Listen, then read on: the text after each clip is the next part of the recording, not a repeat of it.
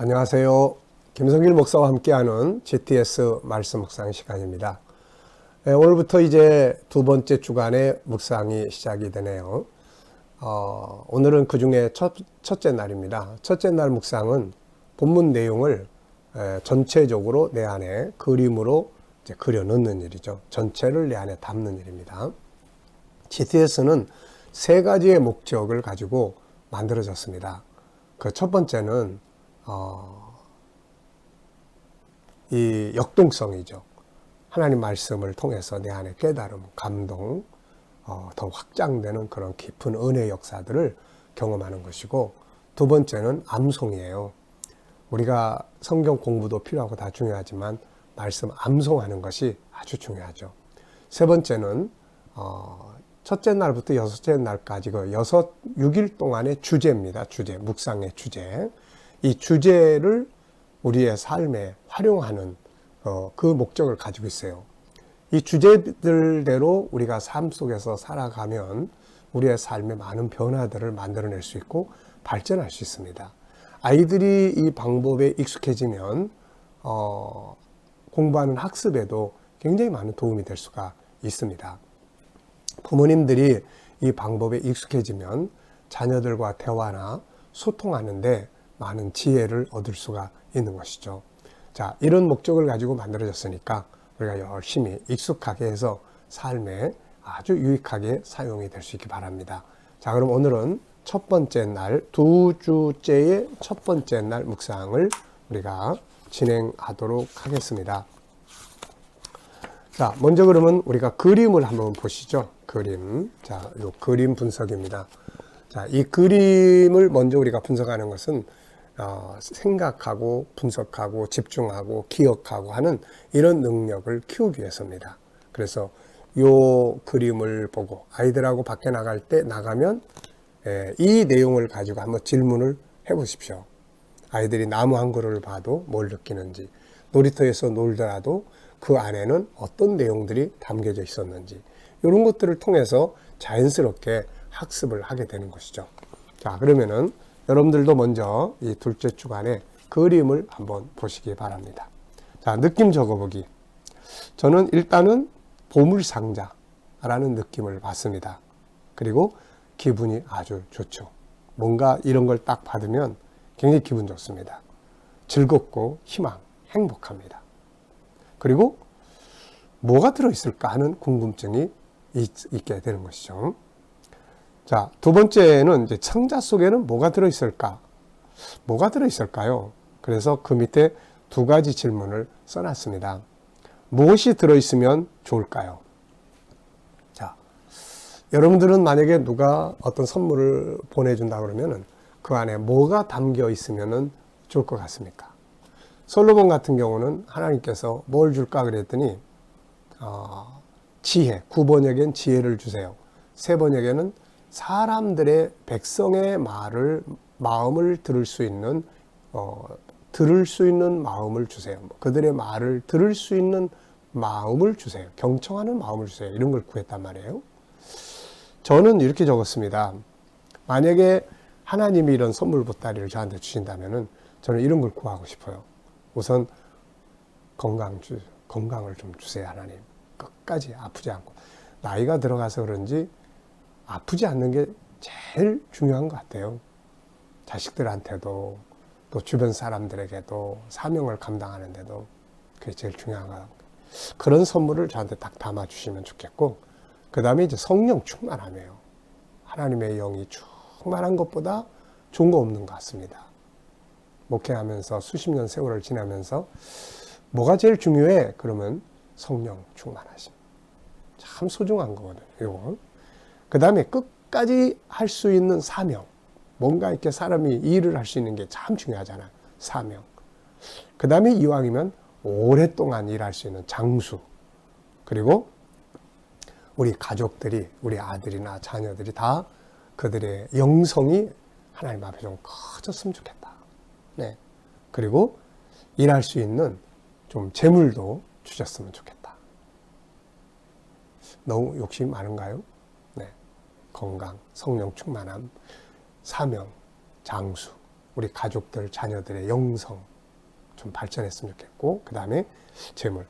이 정도만 주시면은 저는 일단은 오케이 하겠습니다. 네. 여러분들은 하나님이나 누가 선물 준다면 그 안에다 뭘 담았으면 좋겠어요. 한번 써보십시오. 만약 누가 원하는 선물을 준다면 어떻게 하겠는가? 정말 좋죠. 이렇게 원하는 선물을 저한테 누군가가 하나님이 주신다면, 누군가가 준다면 결국 하나님이 주시겠죠. 근데 너무 행복할 것 같습니다. 너무 행복할 것 같고, 그 다음에는 이 보물을 적극적으로 활용해서 풍성한 열매를 맺어서 나눌 수 있을 것 같아요. 네. 생각만 해도 행복합니다. 자, 세 번째입니다. 이 그림 전의 상황은 어떠했으며 이 그림 후의 상황은 어떠할 것이라고 생각하는가? 자, 누군가가 선물을 줄 때는 뭔가 감동이 있는 거죠. 그래서 이 앞에는 뭔가 감동을 주는 사건을 그려보고 싶고, 그래서 선물을 받았고, 그 다음 그림은 오픈해서 그 안에 있는 선물을 가지고 사용해서 행복하게 살아가는 그런 그림을 그릴 수 있을 것 같습니다. 네.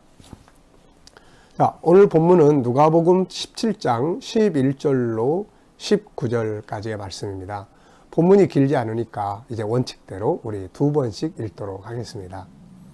자, 예수께서 예루살렘으로 가실 때 사마리아와 갈릴리 사이로 지나가시다가 한 마을에 들어가시니 나병 환자 10명이 예수를 만나 멀리 서서 소리를 높여 이르되 예수 선생님이여 우리를 불쌍히 여기소서 하거늘 보시고 이르시되 가서 제사장들에게 너희 몸을 보이라 하셨더니 그들이 가다가 깨끗함을 받은지라.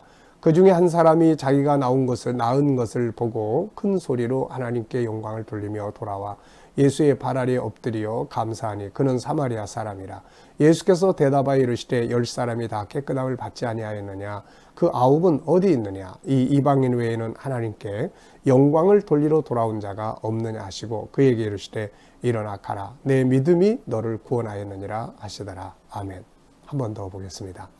예수께서 예루살렘으로 가실 때에 사마리아와 갈릴리 사이로 지나가시다가 한 마을에 들어가시니 나병 환자 10명이 예수를 만나 멀리 서서 소리를 높여 이르되 예수 선생님이여 우리를 불쌍히 여기소서 하거늘 보시고 이르시되 가서 제사장들에게 너희 몸을 보이라 하셨더니 그들이 가다가 깨끗함을 받은지라.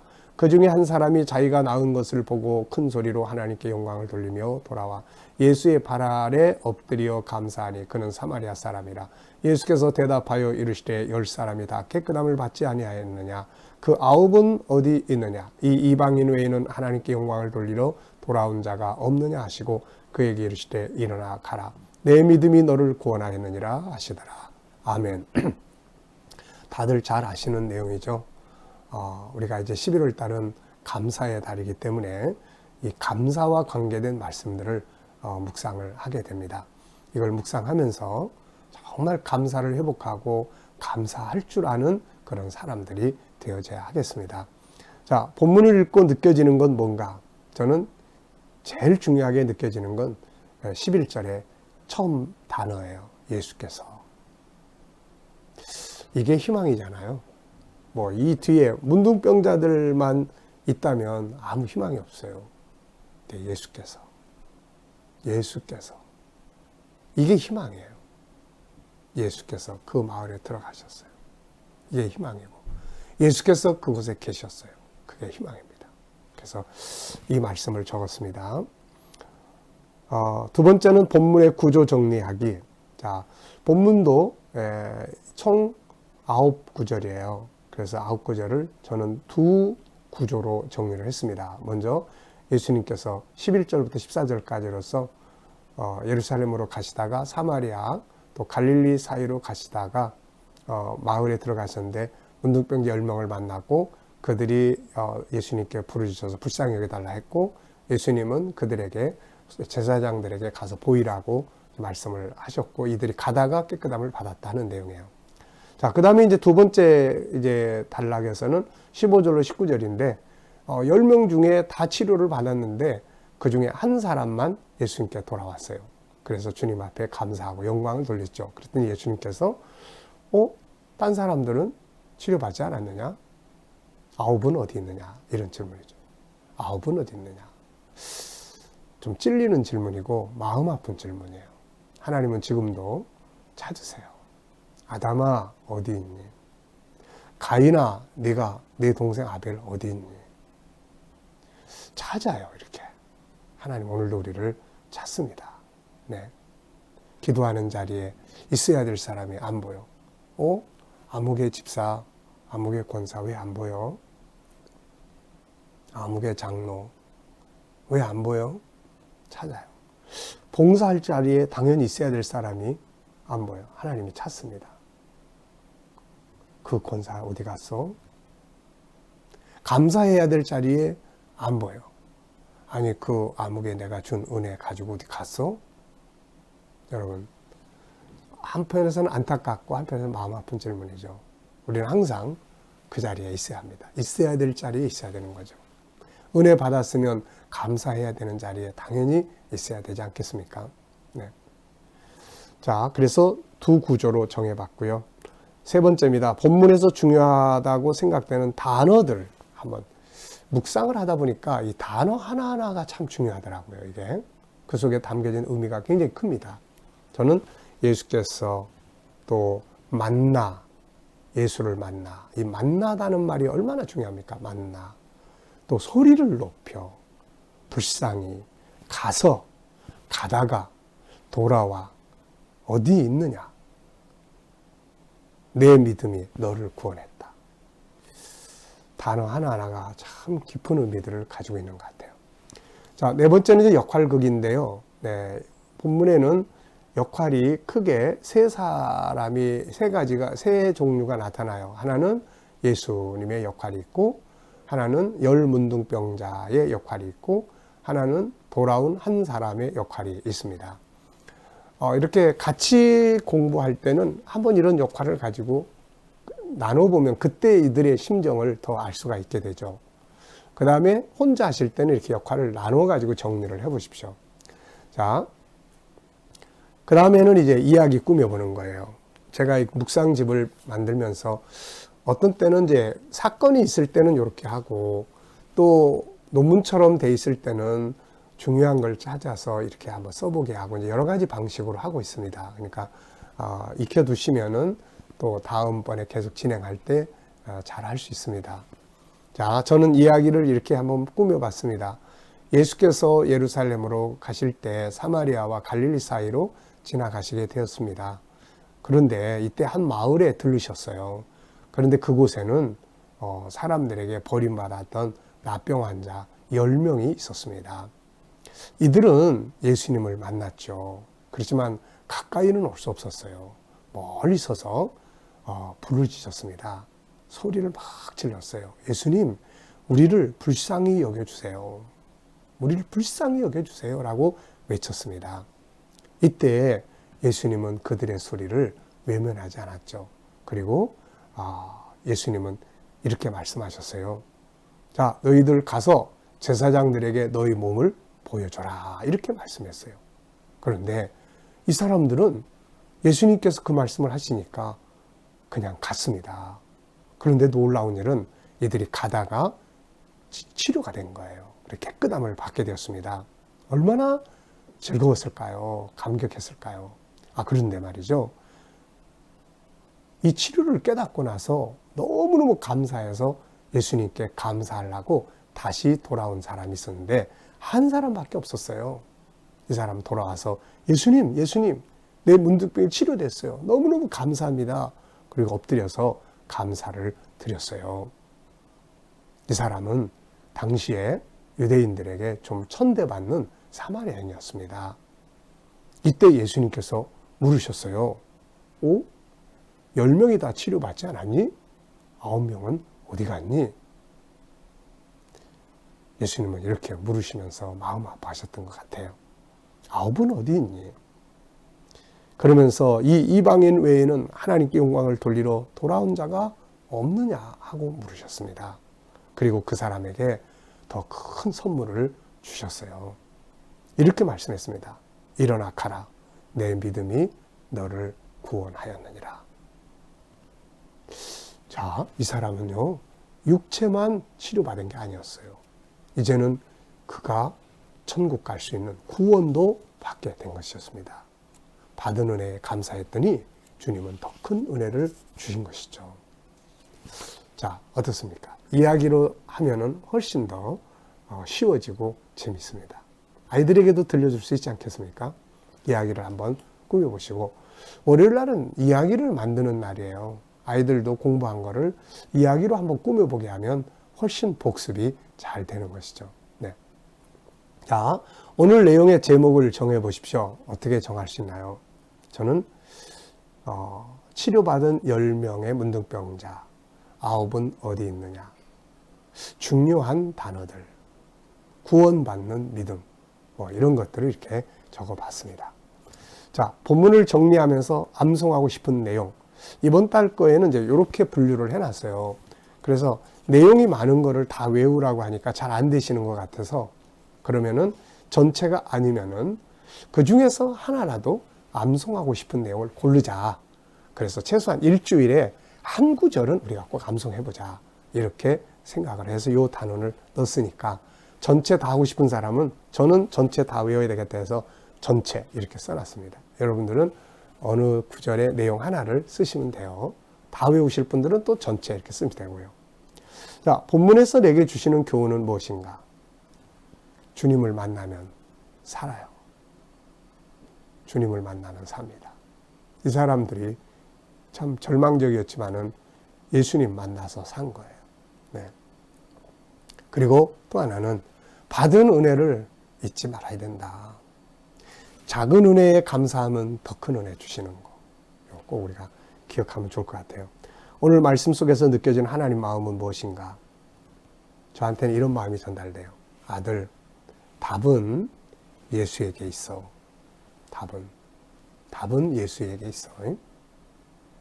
또 하나는 내가 너에게 준 은혜를 잊지 마라. 그것이 더 큰 은혜를 가져올 거야. 이것이 제게 주시는 주님의 마음인 것 같습니다. 자, 이제 이번 달에는 이제 과제가 2개예요. 하나는 현장에서 본 것들 그림으로 이야기 나누고 그려 넣는 거고, 하나는 감사 일기 써보는 거예요. 일기장을 따로 만들어서 쓰시면 제일 좋고, 그게 아니면 이제 내일부터 시작되는 감사한 일 3가지 적어보기. 요거 꼭 챙기셨다가 적어보시기 바랍니다. 자, 감사는 세상을 변화시켜요. 하나님이 일하시게 합니다. 행복하게 만들어줘요. 오늘도 우리가 감사가 넘치는 하루가 되시길 바랍니다. 기도하고 마치겠습니다. 하나님 아버지 감사합니다. 치료받은 10명의 문둥병자 이야기를 통해서 우리가 은혜를 받았습니다. 하나님, 주님 만나는 것이 사는 길이고 은혜 받은 자는 또 감사할 줄 알아야 합니다. 오늘도 우리가 이런 모습으로 살게 하여 주옵소서.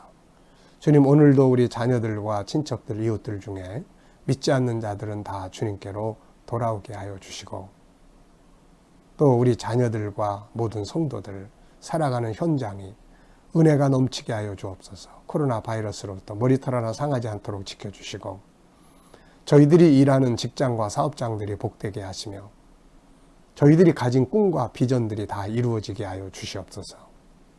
이 나라와 민족을 지켜주시고, 이 땅에서 코로나 바이러스가 속히 소멸되게 하시며, 치료제와 백신들이 속히 개발되게 하여 주시옵소서. 주님, 이 나라의 지도자들에게 지혜를 주셔서 이 나라를 갈등 속에서 화평하게 하시고 잘 이끌어가게 하여 주시옵소서. 주님, 세계 곳곳에 있는 선교사님들과 저들이 전하는 복음에 은혜 베풀어 주시고, 또 영상을 통해서 전해지는 우리 KDM의 이 놀라운 천국 복음의 운동이 온 세계에 전파되게 하여 주시옵소서. 세계 곳곳에서 핍박받는 교회들과 성도들 꼭 지켜주시고 승리하게 하여 주시옵소서. 감사합니다. 예수님의 이름으로 기도하옵나이다. 아멘.